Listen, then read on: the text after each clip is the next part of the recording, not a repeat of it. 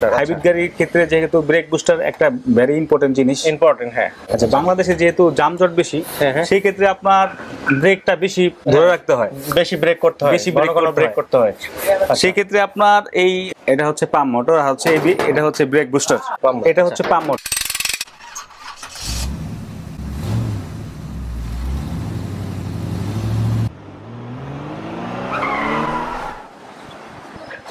আসসালামু আলাইকুম। ওয়ালাইকুম আসসালাম ভাই, কেমন আছেন? আলহামদুলিল্লাহ ভাই বসেন।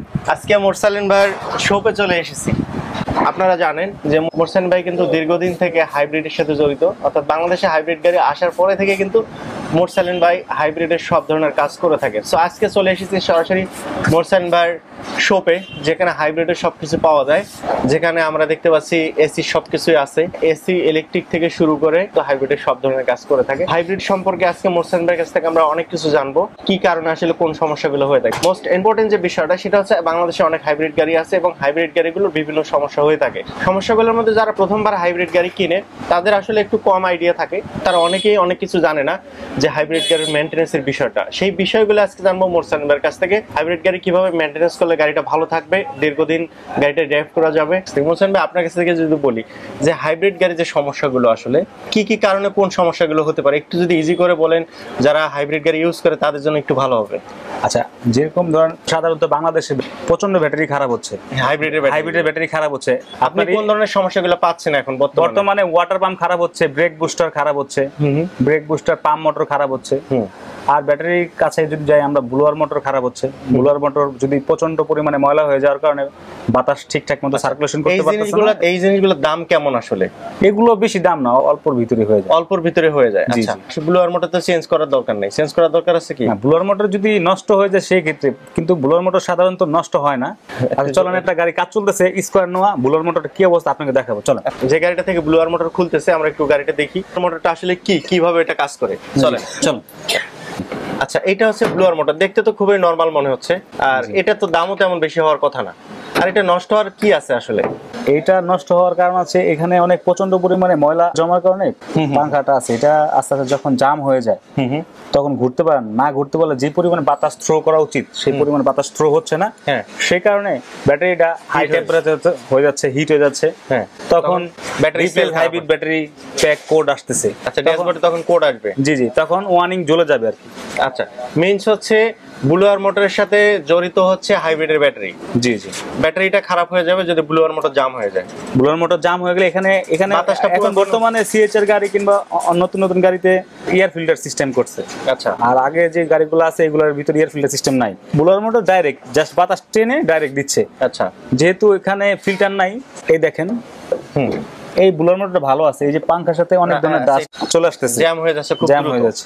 তো সেক্ষেত্রে এটা যদি ক্লিন না রাখে ব্লোয়ার মোটরটা জাম হয়ে যাচ্ছে। জি, এটা যদি ক্লিন না থাকে সেক্ষেত্রে হচ্ছে ব্যাটারির দিকে প্রেসার পড়ে। এটা আপনার যখন গাড়ি সার্ভিস সেন্টারে যাবেন সেখান থেকে এটা খুইলা ভালো করে সার্ভিস করে নিলে আবার নতুনের মতো হয়ে যাবে, তখন ব্যাটারিটা অনেক দিন ব্যাটারিটা লংজিভিটি পাবে। আচ্ছা, তার মানে হচ্ছে ব্লোয়ার মোটর অবশ্যই ক্লিন রাখতে হবে, ব্যাটারি ভালো থাকতে হলে ব্লোয়ার মোটর ক্লিন রাখতে হবে। অবশ্যই। ব্লোয়ার মোটর সম্পর্কে জানলাম মোরসালিন ভাইয়ের কাছ থেকে। আর আরো যে বিষয়গুলো আছে আসলে হাইব্রিড গাড়ির তো অনেক সমস্যা হয়ে থাকে। এটা ওয়াটার পাম্প, এই দেখেন ওয়াটার পাম্প, এটা হচ্ছে হাইব্রিড গাড়ির water pump, electric water pump. আচ্ছা, এই ওয়াটার পাম্প কি নরমাল গাড়িতেও আছে? হ্যাঁ, নরমাল গাড়িতে আছে, সেগুলো তো বেল্টের সাহায্যে চলে। আচ্ছা, আর এটা ইলেকট্রিক সাহায্যে চলে, ইলেকট্রিক সিস্টেম। জি। আচ্ছা, ইলেকট্রিক সিস্টেম হতে এইটার কি সমস্যা হয়ে থাকে আসলে, আর কেন সমস্যাটা হয়ে থাকে? কেন সমস্যা? এটা ধরুন কুলিং ওয়াটার যদি কোম্পানি যেরকম লং লাইফ যেটা কুলিং ওয়াটার আছে সেটা ইউজ করতে বলে, যদি ওইটা ছাড়া কেউ যদি এমনি স্বাভাবিক পানি মিনারেল ওয়াটার এই টাইপের পানি ঢালে, এখানে এক ধরনের বুশ আছে, এটা যখন জাম হয়ে যায় সেটা কার্বন জমে যাবে। নরমাল পানিতে কার্বন জমে যায়, কার্বন জমে যায়, এখানে এটার ভিতরে এক ধরনের বুশ আছে। এই বুশটা যখন ধরেন জাম হয়ে যায় তখন এটা চলে না। আচ্ছা, জাম হয়ে গেলে তখন ইঞ্জিন হিট হয়ে যায়, রাস্তায় গাড়ি দাঁড়ায় যায়, তখন তো সে বুঝতে পারতেছে না কি সমস্যা তার গাড়ি। তখন স্ক্যানিং করলে বোঝা যায় ওয়াটার পাম্প খারাপ আছে। হাইব্রিড গাড়িতে দুই ধরনের ওয়াটার পাম্প আছে, একটা আছে ইনভার্টার ওয়াটার পাম্প, একটা হচ্ছে ইঞ্জিনের ওয়াটার পাম্প। আচ্ছা, দুই ধরনের থাকে। ইনভার্টার খারাপ হয়, নরমালি খারাপ হয় বেশি কোনটা? বেশিরভাগ খারাপ হয় ইঞ্জিনেরটা খারাপ হয়, এটা খারাপ হয় বেশি। জি। আচ্ছা, এটার প্রাইস গুলো কেমন? এটা নতুন নিলে আপনার 18-20 হাজার টাকার ভিতরে, বর্তমান প্রাইস 17-18 হাজার টাকা এর ভিতরে পাওয়া যায়, বিভিন্ন কোয়ালিটির মাল আছে। আচ্ছা, রিকন্ডিশনের ক্ষেত্রে আরো কম? রিকন্ডিশনের ক্ষেত্রে কিছুটা কম। রিকন্ডিশন আমার মনে না ইউজ করাই ভালো এই জিনিসগুলো। না, এটা আসলে বাংলাদেশে সেরকম ব্র্যান্ড নিউর ক্ষেত্রে রিকন্ডিশন ভালো চলে, ওয়াটার পাম্পের ভালো চলে, ক্ষেত্রে, ওয়াটার পাম্পের ক্ষেত্রে ভালো চলে রিকন্ডিশন। আর মানে নতুনটা কি অরিজিনালটা পাওয়া যায় নাকি চাইনিজ? আসলে বিভিন্ন কোয়ালিটির মাল আছে, নতুনটা বেশি দিন লাস্টিং করে না। আমরা কিছুদিন আগে কিছু brand new water pump install করেছিলাম, তো সেগুলো মানে রিপোর্ট আসছে। আচ্ছা আচ্ছা, সেক্ষেত্রে আপনার রিকন্ডিশনটা সাজেস্ট করবেন? রিকন্ডিশন সাজেস্ট করব। আচ্ছা, সো এটা হচ্ছে দুইটা গেল। হ্যাঁ, একটা হচ্ছে ব্লুয়ার মোটর আর একটা হচ্ছে ওয়াটার পাম্প। জি। আর নেক্সট আপনি কোনটা বলবেন সমস্যাগুলো? হাইব্রিড গাড়ির ক্ষেত্রে যেহেতু ব্রেক বুস্টার একটা ভেরি ইম্পর্টেন্ট জিনিস। ইম্পর্টেন্ট, হ্যাঁ। আচ্ছা, বাংলাদেশে যেহেতু যানজট বেশি, সেই ক্ষেত্রে আপনার ব্রেকটা বেশি ধরে রাখতে হয়, বেশি ব্রেক করতে হয়, বেশি ব্রেক করতে হয়। সেই ক্ষেত্রে আপনার এই এটা হচ্ছে পাম্প মোটর, আর হচ্ছে এটা হচ্ছে ব্রেক বুস্টার, এটা হচ্ছে পাম্প মোটর। জি। সো এটা হচ্ছে পাম্প মোটর আর এটা হচ্ছে ব্রেক বুস্টার। এটা হচ্ছে আপনার নিসান এক্সটেল, অনেক পর্যন্ত ভাই। হ্যাঁ, এটা পাম্প মোটর আছে নিসান এক্সটেলের। জি জি। আচ্ছা, আর এটা হচ্ছে ব্রেক বুস্টার। এটা ব্রেক বুস্টার। এখন মোস্ট ইম্পর্টেন্ট হচ্ছে ব্রেক বুস্টার আর পাম্প মোটর, কোনটা খারাপ হলে আসলে কি সমস্যাগুলো হতে পারে? আচ্ছা, আপনার পাম্প মোটর যদি খারাপ হয় তাহলে ব্রেকটা হার্ড হয়ে যাবে। আচ্ছা, ব্রেক প্যাডেল যেরকম এটা মোটর যদি না চলতে পারে তখন ব্রেকটা প্রচন্ড হার্ড হয়ে যাবে। আচ্ছা, সাউন্ড করবে কি কোনো গাড়িতে? না, এটা খারাপ হলে সাউন্ড করবে না, প্রচন্ড হার্ড হয়ে যাবে, ব্রেক হার্ড হয়ে যাবে। ব্রেক হার্ড হয়ে যাবে। আর ব্রেক বুস্টার খারাপ হলে গাড়িতে কোনো সাউন্ড করবে? ব্রেক বুস্টার যখন খারাপ হয় এটার ভিতরে একটা কোড আছে C91, যে একটা কোড আছে অ্যাবনরমাল লিকেজ, যে কোড ড্যাশবোর্ডে কোড, ড্যাশবোর্ডে। জি। আর এমনি কোনো সাউন্ড করবে গাড়ি? ইঞ্জিনতে কোনো সাউন্ড করবে না, এটার ভিতরে অ্যাবনরমাল লিক হলে এই মোটরটা যখন ঘন ঘন চলবে আলাদা একটা সাউন্ড পাবেন, আলাদা একটা নয়েজ চলে আসবে। আচ্ছা আচ্ছা। এটার ভিতরে একটা পার্ট আছে সিলিন্ডারের ভিতরে, যখন লিক হয় অ্যাবনরমাল লিক, হালকা ব্রেক পাড়লে ঘষ ঘষ একটা সাউন্ড হবে। হ্যাঁ, বুঝতে পারছি, একটা সাউন্ড হবে। জি জি। আচ্ছা, সাউন্ড হবে। আর এবং স্ক্যানার করলে তখন তো চলে আসবে, স্ক্যানার থেকে দেখা যাবে ক্লিয়ারলি আসলে কোন জিনিসটা খারাপ। জি। ব্রেক বুস্টার নাকি পাম্প মোটর, কোনটা বেশি খারাপ, কোনটা খারাপ আছে? জি। তো সেক্ষেত্রে পাম্প মোটর অথবা ব্রেক বুস্টার দুটার একটা খারাপ হতে পারে।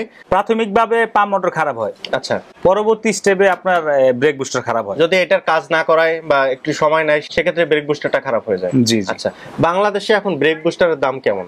আসলে বিভিন্ন গাড়িতে বিভিন্ন পার্ট নাম্বার ব্রেক বুস্টার আসছে, বিভিন্নটা বিভিন্ন কোয়ালিটির দাম। আপনার স্কোয়ার নোয়ার এক দাম, একজিওর এক দাম, পিয়াসের এক দাম। তারপর প্রাথমিক একটা আইডিয়া, যেমন স্কোয়ারের স্কোয়ার গুলো লাগাইলে আপনার 1,40,000 থেকে 1.5 লাখ টাকার ভিতরে হয়ে যাচ্ছে, কিছু কমে হচ্ছে। রিকন্ডিশন নাকি নতুন?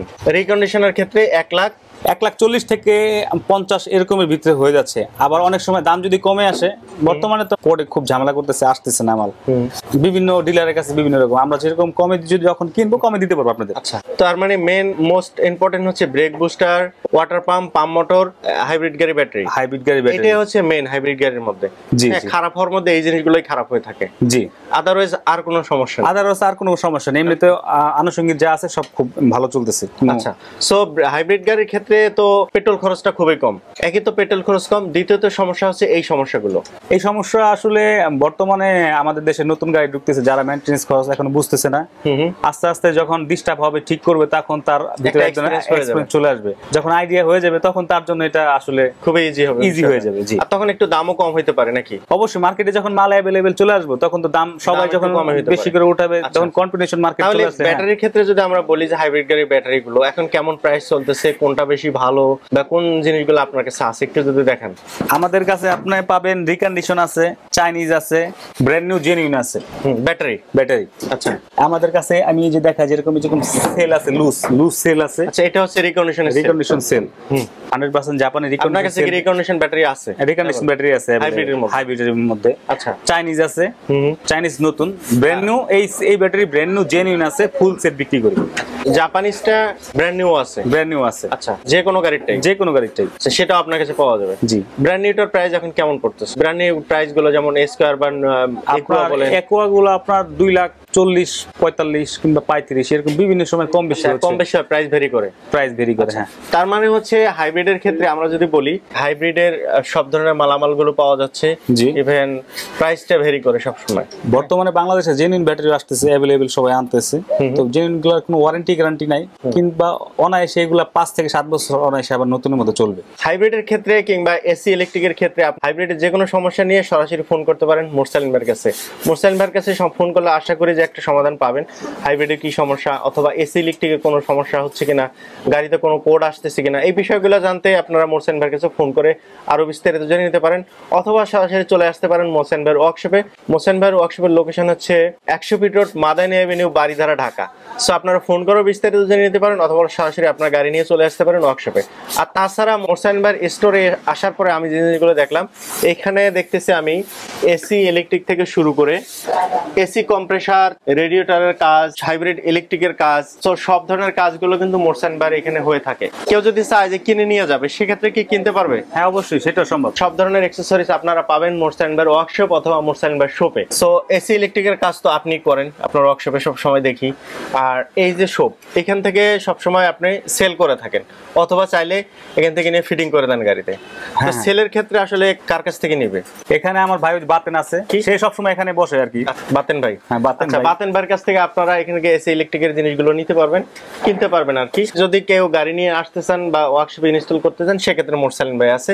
মোহসেন ভাই সর্বদাই আপনাদের পাশে আছে। আপনারা অনেক ভিডিও দেখেছেন মোহসেন ভাইয়ের, ইলেকট্রিক, এসি থেকে হাইব্রিডের সব ধরনের কাজ করে থাকে। আর মোহসেন ভাইয়ের লোকেশনটা আগেই বলেছি, তারপরে ভিডিওর উপরে দেওয়া নাম্বারে ফোন করে জেনে নেবেন। ইভেন সরাসরি চলে আসবেন মোহসেন ভাইয়ের ওয়ার্কশপ অথবা মোহসেন ভাইয়ের শপে। আর আমার এই ভিডিওর সম্পর্কে কোনো মতামত থাকলে একটু কমেন্ট করে জানাবেন। আমার চ্যানেলে নতুন হয়ে থাকলে, আগে থেকে সাবস্ক্রাইব না করে থাকলে, এই ধরনের ভিডিও যদি আপনাদের ভালো লাগে অবশ্যই সাবস্ক্রাইব করে রাখবেন। দেখা হচ্ছে পরবর্তী ভিডিওতে, সে পর্যন্ত ভালো থাকবেন সবাই। আসসালামু আলাইকুম সবাইকে। মোহসেন ভাই, এতক্ষণ সময় দেওয়ার জন্য অসংখ্য ধন্যবাদ। ভালো থাকবেন। আসসালামু আলাইকুম। ওয়ালাইকুম আসসালাম।